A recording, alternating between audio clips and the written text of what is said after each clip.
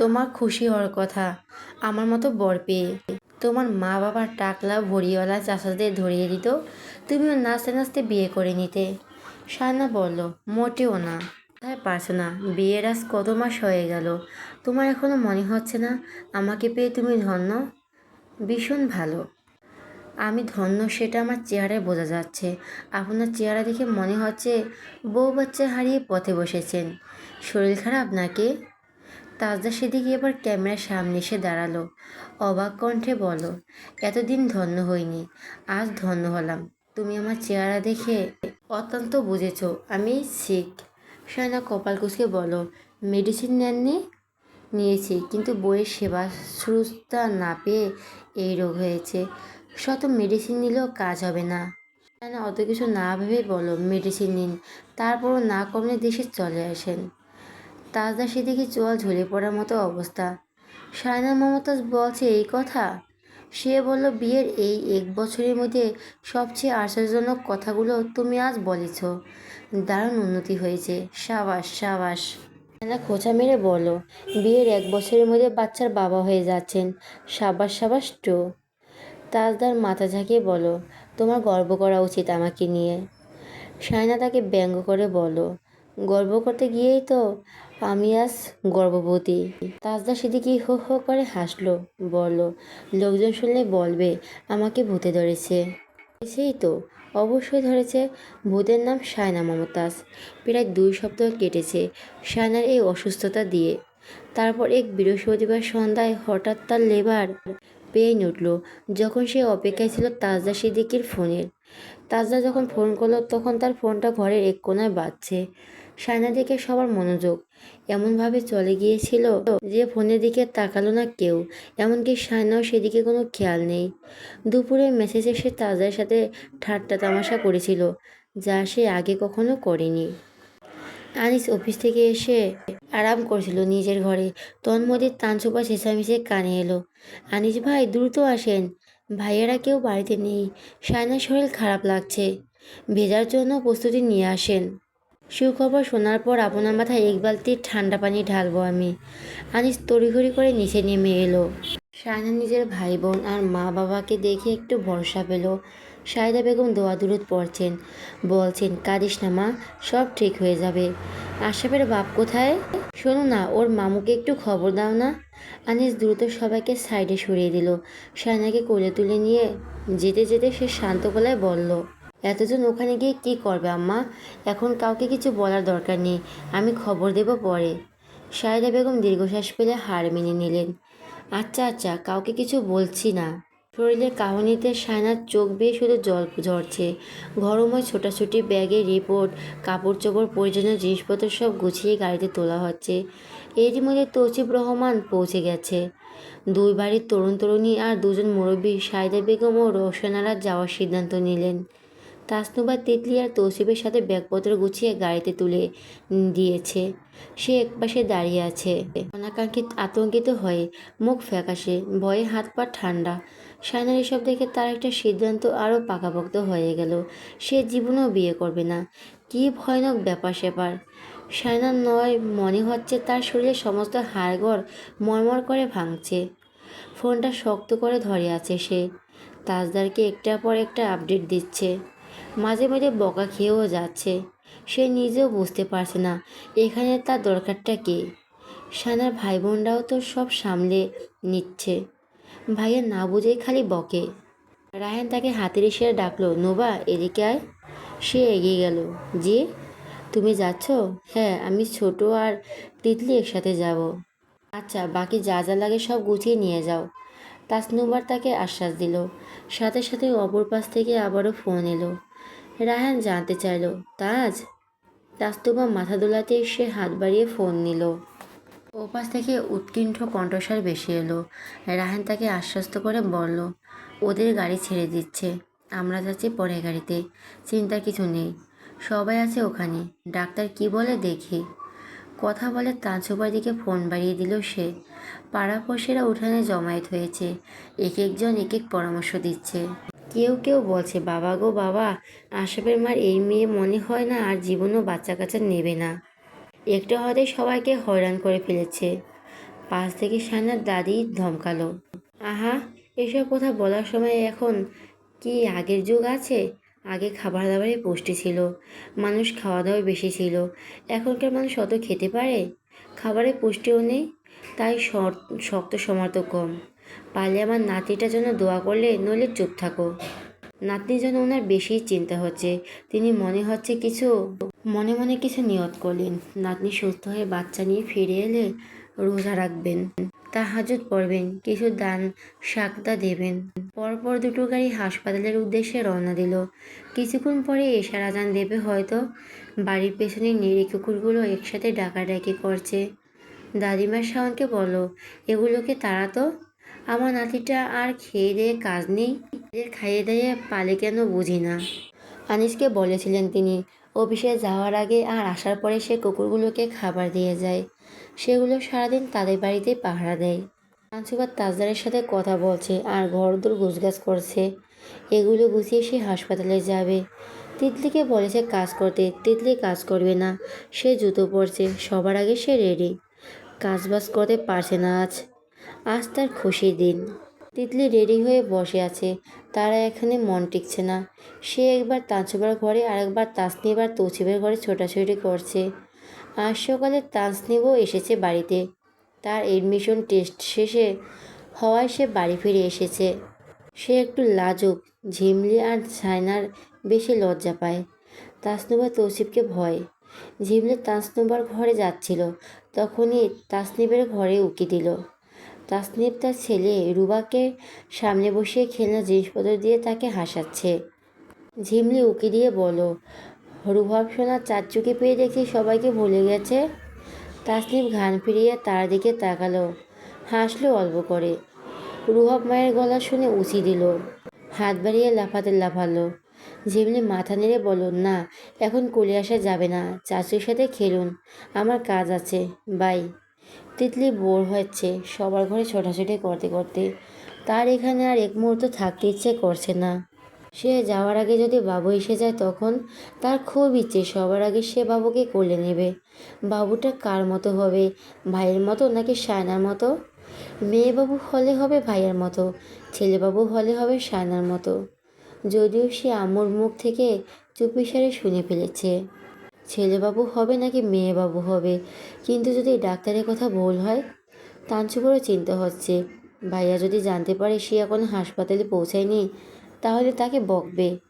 হাসপাতালে যারা আছে সবাই তা জেনে যাবে, তার খুব অপমান লাগবে। বাইরে ভীষণ ঠান্ডা। শীত যদিও কিছুদিন পর কমে আসছে, কিন্তু এখন খুব ঠান্ডা পড়েছে। সে ওভারকোট চাপিয়ে তিতলিকে বলো, তিতলি কোথায় তুমি? তিতলি তিরিং বিরিং লাফিয়ে লাফিয়ে এলো। তাসনুবা তাকে দেখে মাথায় হাত দিল। তিতলি মোটা একটা সোয়েটারের ভেতরে পরে তার উপর একটা ঢিলে ঢালা কুর্তি পরেছে। তাকে দেখতে ভীষণ মোটা লাগছে। এমনিতেই সে গুলুমুলু, এভাবে সোয়েটার পরার আরও। সে বিস্ময় প্রকাশ করে বলল, তিতলি তুমি মানুষ? তিতলি দাঁত দেখিয়ে হাসলো। ভাইয়ে বলেছে আমি পুতুল, মানুষ না। ইংরেজিতে বলে বারবিডল। তৌসিফের সাথে সাথে ঘরে পা রেখে বলো, যখন বলেছি তখন তুই পুতুল ছিলি, এখন দামড়ি বেটি হয়ে পুতুল সাজছিস, বেয়াদব। তিতলি গাল ফুলিয়ে তাকালো, তারপর মুখমোচড় দিল। তৌসিফ তার মাথা চাপড় দিয়ে তানসুবাকে বলল, তোর সাজগোজ কমপ্লিট?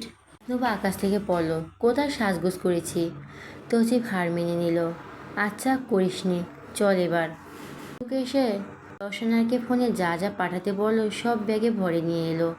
তাসনিব তখনই রুহাবকে কোলে নিয়ে এলো। তিতলি তার গালে টটাস করে একটা চুমু বসিয়ে দিল। সোনা, বলো তো তোমার বোন আসবে নাকি ভাই আসবে? রুহাব তার চুল টেনে ধরে দিল।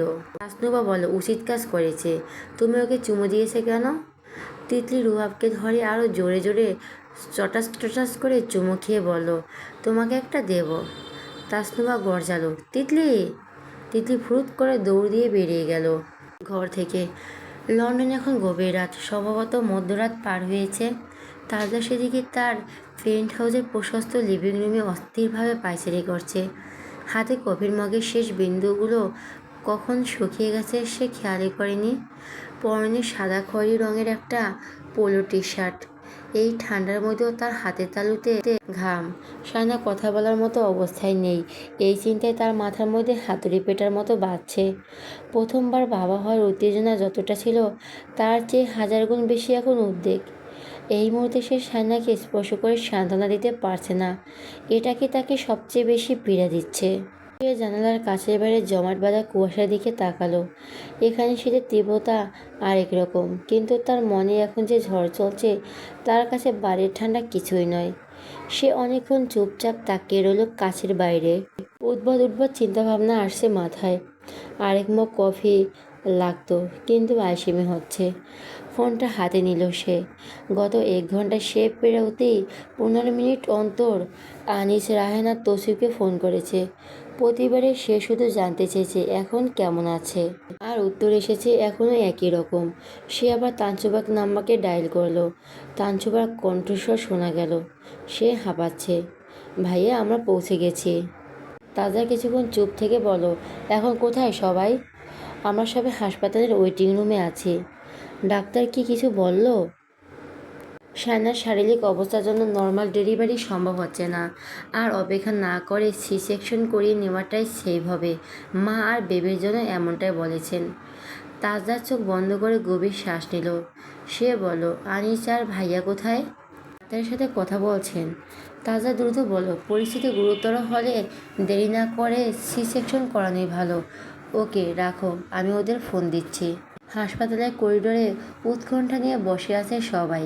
আনিস আর রায়হান তখন কথা বলছে নিজেদের মধ্যে। ডাক্তার বলে গেছেন, আমরা অনেকক্ষণ চেষ্টা করছি।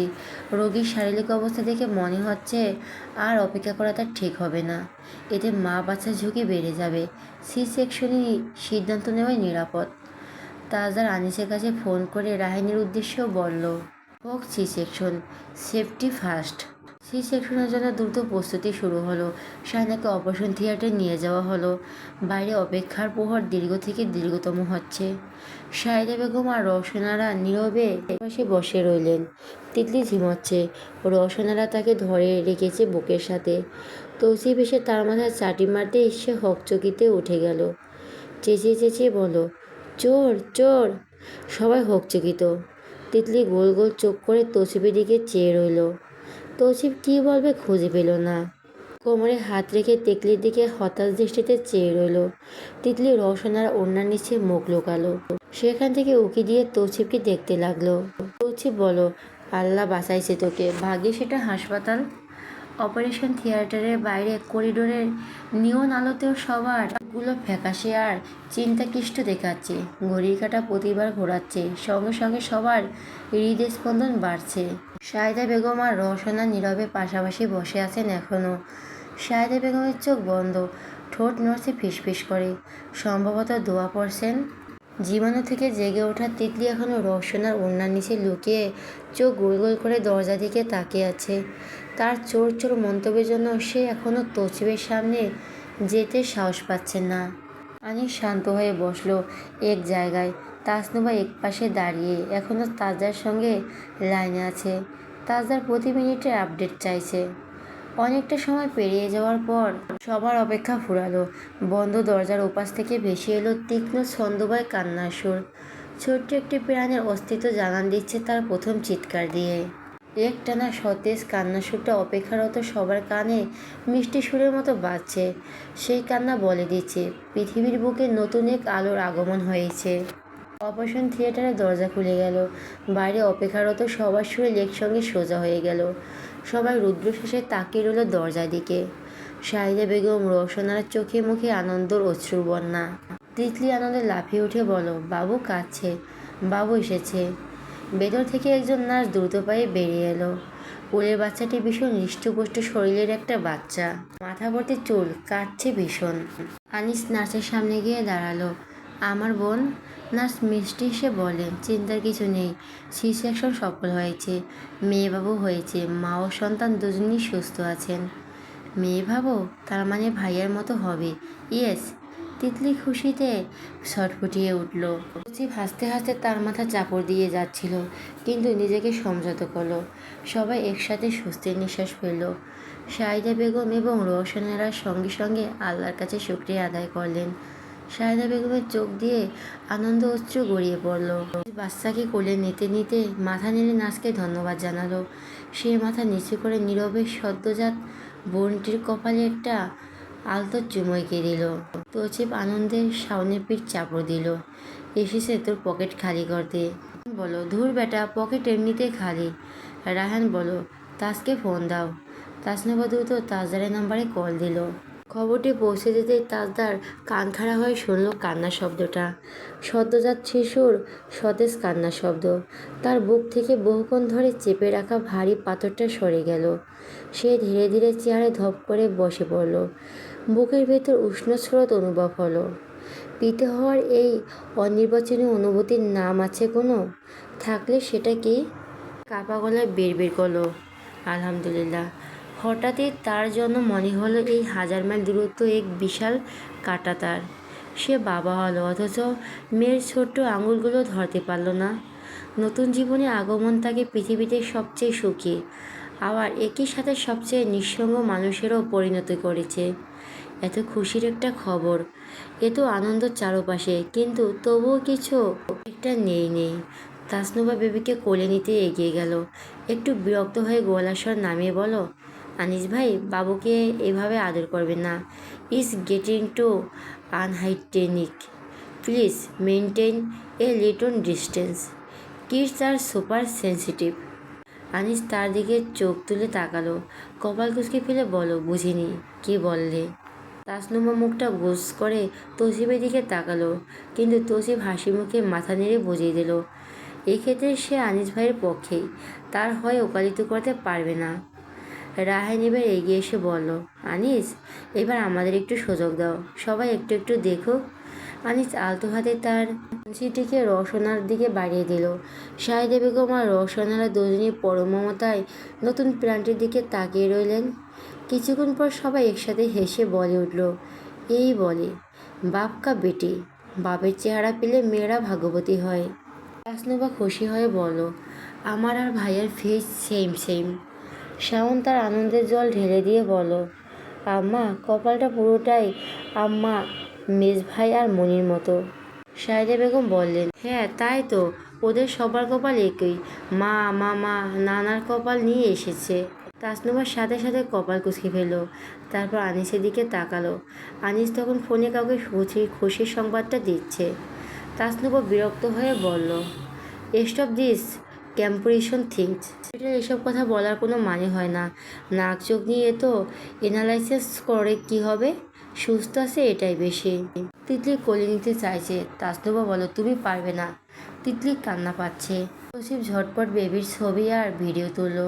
তারপর সব তাজদারের হোয়াটসঅ্যাপে পাঠিয়ে দিল। তাজদার সেদিকে ল্যাপটপের আলোয় আধো অন্ধকারে ঘরে বসে তার সদ্যজাত মেয়ের ছবি আর ভিডিওগুলো বারবার জুম করে করে দেখছে।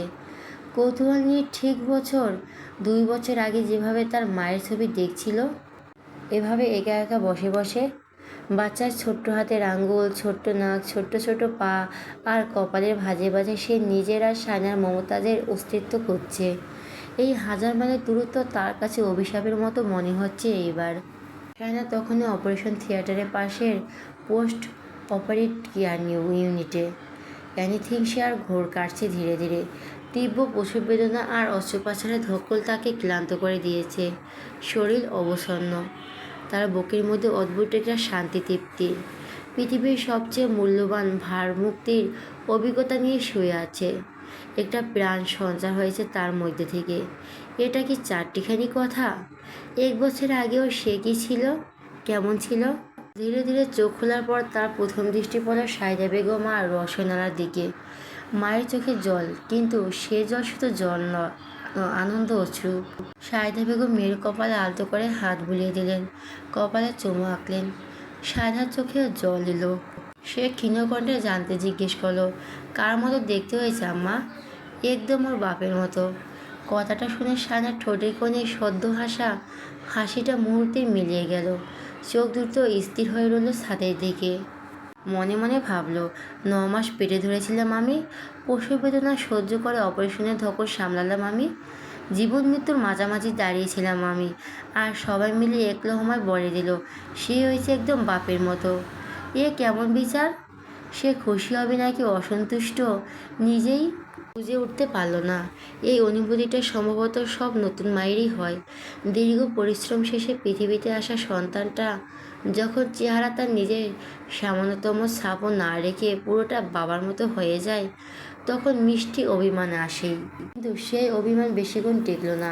মেয়েকে যখন তার পাশে এনে রাখা হলো, সায়না তখন সব ভুলে গেল। ছোট নরম তুলতুলে হাত পা নাড়ানো শিশুটির দিকে তাকিয়ে তার মনে হলো, সে দেখতে কার মতো হলো, তাতে কী বা এসে যায়। তার সব কিছুতে ওকে ঘিরে হবে আজকের পর থেকে। শান্ত চোখ দুটো কোনো মতো খুলে তার মেয়ের মুখের দিকে তাকিয়ে রইল।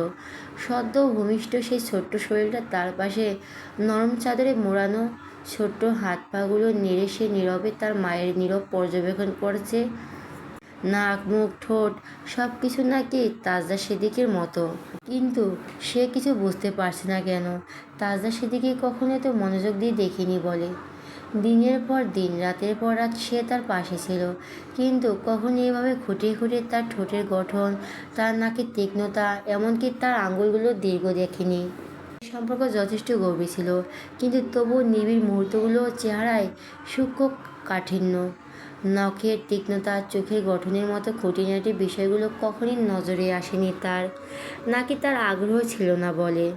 আর আজ এই রিকভারি রুম শুয়ে হাজার মাইল দূরে থাকা মানুষটার প্রতিচ্ছবি সে খুঁজে বেড়াচ্ছে এই সদ্যজাত শিশুর মধ্যে। এই একরত্তি মেয়েটাই তাকে তার প্রতিবেশী স্বামীর অপঠিত অব্দয় পড়তে শেখাচ্ছে। কি অদ্ভুত! শরীরে হাত বাড়াবার শক্তি ছিল না, কিন্তু সে ফিসফিস করে ডাকলো মেয়েকে।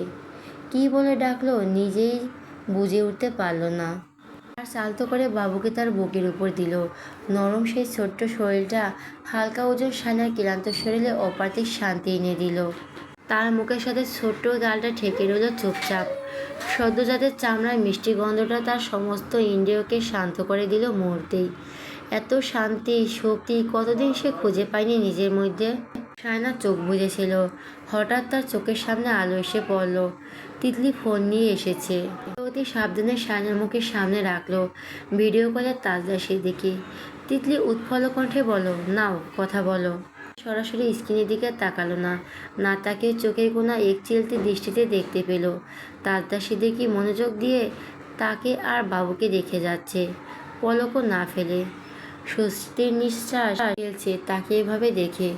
মেয়ে হুবহু তার মতো দেখতে হয়েছে বলে তাজদা সিদ্দিকীর ঠোঁটের কোনায় যে গর্বিত হাসি ঝুলছে, তা সায়না দেখতে চায় না বললেই তাকালো না সরাসরি। মনের মধ্যে হওয়া সেই শিশুসুলভ বাজিটা তাজদা সিদ্দিকী জিতে গেছে। এই মুহূর্তে সে তা প্রকাশ করতে নারাজ। সিদ্দিকী বড় মগে কফি নিয়ে বসেছে, চুল এলোমেলো, নির্ঘুম রাতে চেনা চোখের নিচে, তারপরও ঠোঁটের হাসিটা লুকানোর অপচেষ্টা করছে কফির মগে চুমুক দিয়ে।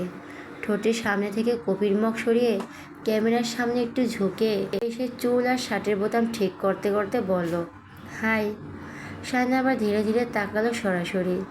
তাজদা সিদ্দিকী আবারও কফির মগে চুমুক দিল। সায়নার চেহারা দেখে তার হাসি চেপে রাখা দায়।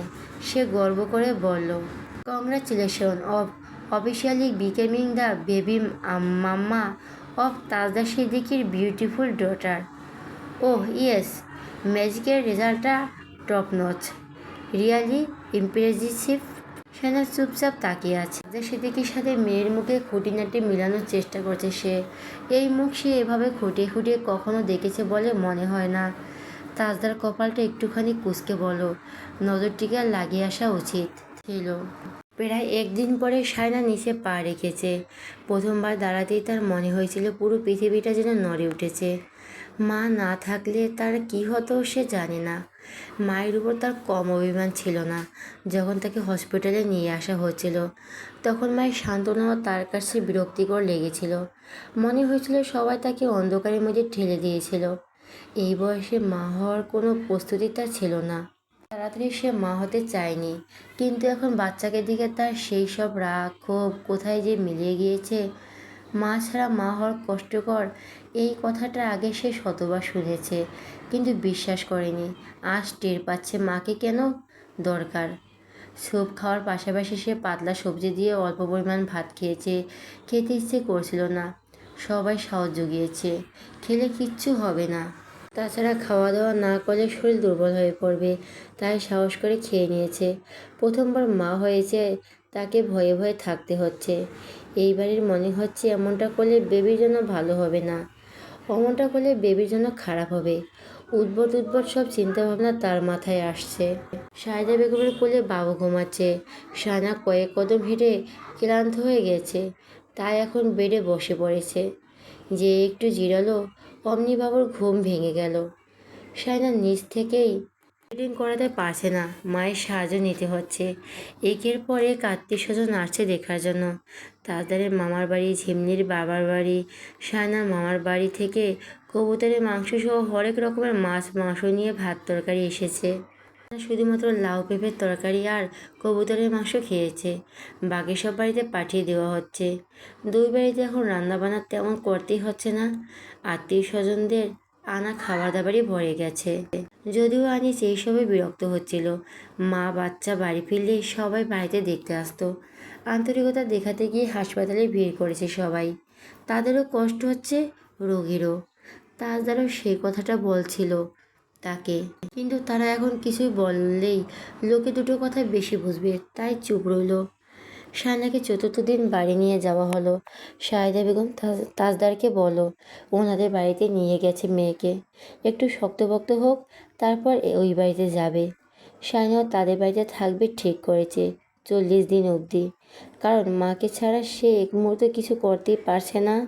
কিন্তু এতদিন থাকবে বাপের বাড়িতে, কথাটি ওই বাড়ি কেউ মানতে পারল না। রওশনারা তাজদারকে ফোন করে বললেন, যত্নার্থীর আমরা কি করতে পারতাম না? আশরাফের মা সব কিছুতে বাড়াবাড়ি। শায়নাকে বলো যেন চলে আসে, আমরা বাবুর চুল ফেলবো, নামকরণ করব এখানে। আত্মীয় স্বজন আসছে ওদের দেখতে, ওই বাড়িতে পাঠাতে হচ্ছে। এগুলো কেমন কথা? তাজদার চুপ করে রইল। শায়না মমতাজ এখন বাচ্চার মা হয়েছে, তার পাওয়ার আগের চাইতেও বেড়েছে। এখন তার কথাই শেষ কথা, তাই সে মাকে বলো শায়না যেখানে ভালো লাগছে সেখানে থাকুক, এক্সট্রা প্যারা নিয়ে লাভ নেই। ও ওদের বাড়িতে কমফোর্ট ফিল করছে, সো ওখানে থাকাটাই বেটার। তোমার উপর কোনো ঝামেলা আসবে না। তিতলি তেমন কিছু বোঝে না, নৌবাতের শোরুমে চলে যাবে। তুমি মেজো দাদু ও কী হিসাবে পোষ্য করবে? ওর মায়ের কাছে থাকতে চাইছে থাকুক। রওশনারিতে ক্ষিপ্ত হলেন, বললেন, নামকরণ ওই বাড়িতে হবে? হোক, সমস্যা কি? নাম কি ঠিক করেছে? শায়না করবে, আনিসের সবাই আছে, আমাকে জানাবে বলেছে নাম কোনটা সিলেক্ট করলো। আমি তোমাদেরকে জানাবো, তোমাদের কিছু থাকলেও বলতে পারো। ওরা যখন সব করবে তখন আমাদের কি করার? আকিকার জন্য ছাগল ঠিক করেছে তোমার আব্বু, জানিয়েছে। তাজদার বলল, হ্যাঁ, আব্বুর সাথে আমি কথা বলেছি। আমি তৌসিফ আর আনিসকে বলে রেখেছি, ওরা জবাই করে মাংস বিলি করে দেবে। আচ্ছা বেশ। ছেলের সাথে কথাবার্তা বলার পর তিনি ছেলের বউকে ফোন করলেন, নাতনির কী অবস্থা জানতে চাইলেন। শায়না বলল, এখন ঘুমাচ্ছে। দিনের বেলা ঘুমানোর অভ্যাস করছো কেন? রাতে ঘুমায় না? পাশ থেকে দাদিমা বলেন, রাতে বাপের সাথে কথা বলবে তাই ঘুমায় না। ওর দাদি ওকে দেখতে আসছে না কেন? রওশনারা চুপচাপ শুনলেন। বললেন, দাদিকে কি দরকার ওর? জোয়ান নানা নানি পেয়েছে। শায়না ওনার অভিমান বুঝতে পারল। বলো বড় আম্মু, আমি কিছুদিন পর 40 দিন পর এসো, তার সব বলেছে আমাকে। শায়না আর কিছু বলল না, তবে বিকেলে শোরুম থেকে ফিরে ফ্রেশ হয়ে খেয়ে দিয়ে তানসুবা সোজা ভাইজিকে দেখতে চলে গেল তিতলি আর ঝিবলিকে নিয়ে। সবাই খুশি হলো তাদের দেখে। সাবরিনা চা বানাতে চলে গেল। চা খাওয়া দাওয়া হতেই তাসনুবা শায়নাকে বলে বাবুকে কোলে তুলে নিয়ে সোজা তাদের বাড়ির উদ্দেশ্যে চলে যাচ্ছিল। শাহিদা বেগম হাই হাই করে উঠলেন, আম্মু, সন্ধ্যায় বাচ্চাদের বাড়ি থেকে বের করলে খারাপ বাতাস ধরে, এখন ওকে নিয়ে বাইরে যেও না। তাসনুবা বলো, এসব আজগুবি কথা চাচিমা, আমি ওকে নিয়ে যাচ্ছি, আম্মু আব্বু ও দাদুরা সবাই দেখতে চেয়েছে। শাহিদা বেগম কিছু একটা বলতে যাচ্ছিল, তখনই শায়না ইশারা করলো না বলার জন্য। ওদের বাড়ির মেয়ে তাই অধিকার দেখাচ্ছে, কিছু বলে বাড়িতে গিয়ে কি না কি বলে বসে। তিতলি সারাদিন উসকুস করছে, বাবুকে একটু কোলে নিয়ে বাইরে নিয়ে যাওয়ার জন্য। লজ্জায় বলেনি। তাসনুবা তো লজ্জা পায় না। সে বাবুকে ছোট্ট কম্বলে মুড়িয়ে সোজা তাদের বাড়িতে নিয়ে যাওয়ার পথে আনিস আর শাওনের মুখোমুখি হয়ে গেল। শাওন বলল, এই মহিলা সারাদিন ফ্যাস ফ্যাস করে কেঁদে আমার মাথা খেয়েছে, এখন দেখছি ঠান্ডা হয়ে গেছে। তাসনুবা কপাল কুঁচকে বলল, ও কিভাবে মহিলা হলো শাওন ভাই? থমথমে খেলো। আনিস ভেতরে চলে গিয়েছে ততক্ষণে। তাসনুবা বাবুকে নিয়ে বেরিয়ে গেল। রওশনারা নাতনিকে কোলে নিলেন। তারপর সবাই বসে থাকা তাসউদ্দিন সিদ্দিকীও। জন্মের পরপর কেউ কেউ বলেছিল সে মায়ের মতো, কেউ কেউ বলেছিল বাপের মতো, নানার মতো, মামার মতো। এখন মনে হচ্ছে পুরোটাই বাবার মতো।